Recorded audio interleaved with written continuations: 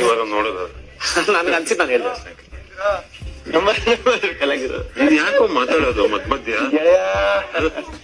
ಏ ಬರೀ ಮನೇಲೆ ಮುತ್ತ ಎಲ್ಲ ನಿನ್ ಕೋಪ ಧನುಷ್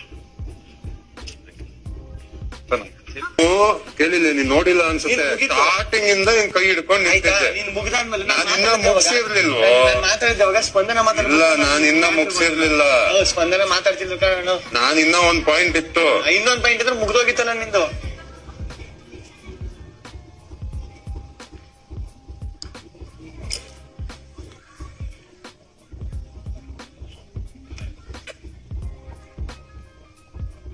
ಇನ್ನೇನು ಒಂದು ಬಂದ್ರೆ ಬಾ ಕೂತ್ಕೋ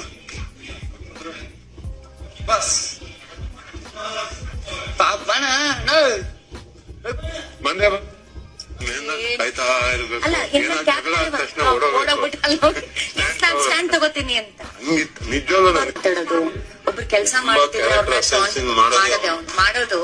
ಈಗ ನೀವಲ್ಲಿ ನಿಂತ್ಕೊಂಡು ಏನ್ ಹೇಳ್ತಿದ್ದ ಏನು ಅದೇ ನೀವ್ ಹೇಳಿದ್ರಿ ಕರೆಕ್ಟ್ ಆಗಿ ನೀವ್ ಹೇಳಿದ್ರಿ ಅದು ಆರ್ಷ ಇರ್ಬೋದು. ನಾವು ಅಡಿಗೆ ಮಾಡಿ ಹಾಕೋರು ಅನ್ನದ ಹತ್ರ ಅವ್ರು ತಟ್ಟೆಡ್ಕೊತ ಬಟ್ ಅವ್ನ್ ಮಾಡೋದೇ ಅದೇ ಅಲ್ವಾ. ಇನ್ನೇನ್ ಮಾಡ್ತಾನೆ ನನ್ಗೂ ಅದೆಲ್ಲ ಸರಿ ಅಂತ ಅನ್ನಿಸ್ಲಿಲ್ಲ.